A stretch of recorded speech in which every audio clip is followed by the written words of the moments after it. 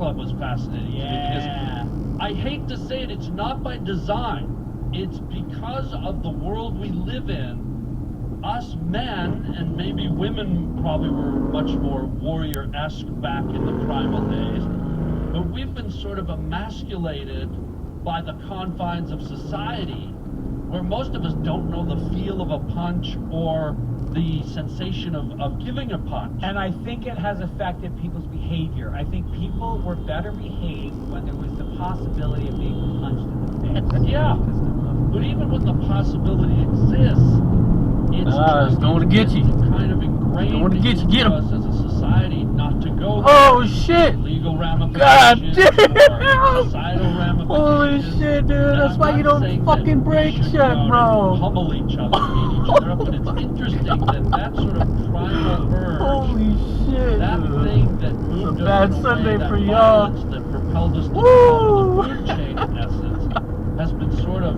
Oh my squeezed out of god. us. That's fucking And so great, even bro. tough